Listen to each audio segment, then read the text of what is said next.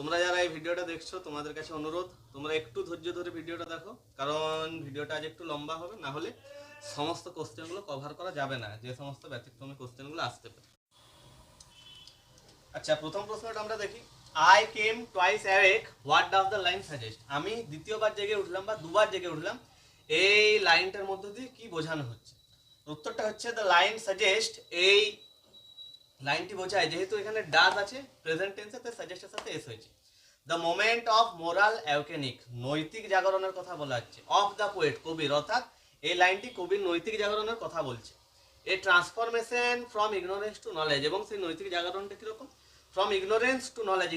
Ignorance মানে হচ্ছে উদাসীনতা, অর্থাৎ কবি প্রথমে উদ্ভিদদের সম্বন্ধে একদম সচেতন ছিলেন না, কিন্তু তিনি যখন দ্বিতীয়বার জেগে উঠলেন তখন তিনি নলেজ পেলেন। নলেজ অর্থাৎ তিনি উদ্ভিদদের প্রতি বা গাছেদের প্রতি সচেতন হয়ে উঠলেন, তাদের যন্ত্রণার সম্বন্ধে বুঝতে পারলেন।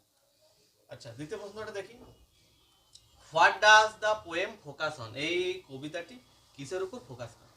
The poem focuses on the importance of afforestation. Afforestation মানে হচ্ছে বৃক্ষরোপণ।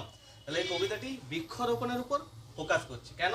Two protect our natural environment, আমাদের প্রাকৃতিক পরিবেশকে রক্ষা করার জন্য। For the wellbeing of mankind, মানুষের ভালোর জন্য।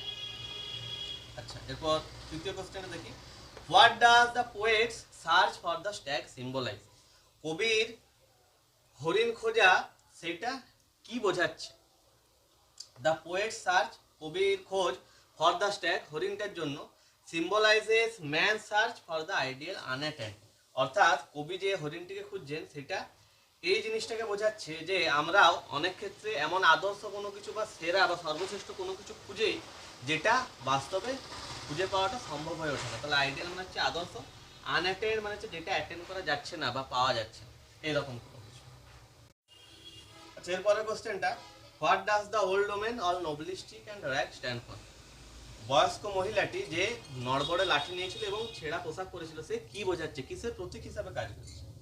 The old woman all knobbly stick and rag stands for the poor and exploited states of mother nature, অর্থাৎ সেই বয়স্ক মহিলাটি যে নড়বড়ে লাঠি নিয়েছিল এবং ছেঁড়া পোশাক পরেছিল, সে মাদার নেচারের দিন দশা এবং শোষিত অবস্থার কথা বলছে। যেমন আমরা বিভিন্ন সময়ে মাদার নেচারকে শোষণ করছি, গাছ কেটে নিচ্ছি যেমনভাবে, কিন্তু তার পরিবর্তে গাছ লাগাচ্ছি না, এবং প্রকৃতিকে বিভিন্নভাবে দূষিত করে ফেলছি, এর ফলে প্রকৃতির শোষণ হচ্ছে, সেইটাই বোঝানো হচ্ছে।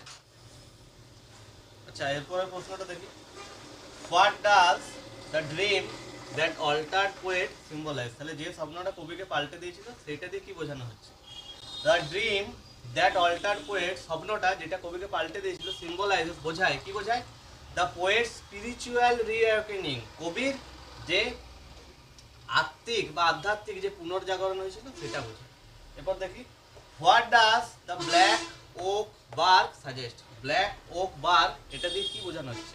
এটা অ্যাকচুয়ালি ওক বার্ক বলতে ওক গাছের ছালের কথা বলা হচ্ছে, ব্ল্যাক ওক বার্ক বলতে ওক গাছের কালো ছালের কথা বলা হচ্ছে। তাহলে এটা দিয়ে কি বোঝানো হচ্ছে? The black oak bark, oak গাছের কালো ছালটি, সাজেস্ট বোঝায় আরিডিটি অ্যান্ড ব্যারেননেস। আরিডিটি মানে হচ্ছে শুষ্কতা, ব্যারেননেস মানে হচ্ছে নিষ্ফলতা, যেটা কোনো ফলদায়ী নয়, যেটা কোনো কাজে লাগে না, এরকম কিছু। আচ্ছা, তারপর দেখি। What message does the poem leave? এই কবিতাটি আমাদেরকে কোন বার্তাটি দেয়? The poem leaves a message that man and tree should thrive as a single family. তাহলে কবিতাটি আমাদেরকে কি মেসেজ দিচ্ছে বা কি বার্তা দিচ্ছে? কবিতাটি আমাদেরকে বার্তা দেয় যে মানুষ এবং উদ্ভিদ উভয়ই একটা সিঙ্গেল পরিবার হিসাবে বেড়ে উঠতে পারে, কেউ কারো রকম কোনো রকম ক্ষতি না করে। যদিও উদ্ভিদ আমাদের বা গাছেরা আমাদের কোনো ক্ষতি করে না, ভালোই করে, কিন্তু আমরাই তাদেরকে নষ্ট করে ফেলি, ধ্বংস করে ফেলি। আচ্ছা, এরপরে প্রশ্নটা দেখি। My walk was a human child but my heart was a tree. এই লাইনটার মধ্যে দিয়ে কি বলা হচ্ছে? What does the line suggest? আমার হাঁটাটা ছিল একটা মানুষের শিশুর মতো, কিন্তু আমার মনটা ছিল গাছ। তো দ্য লাইন সাজেস্ট, এই লাইনটি বোঝায় দ্য পোয়েটস মোরাল ট্রান্সফরমেশন, কবির যে নৈতিক পরিবর্তন হয়েছিল।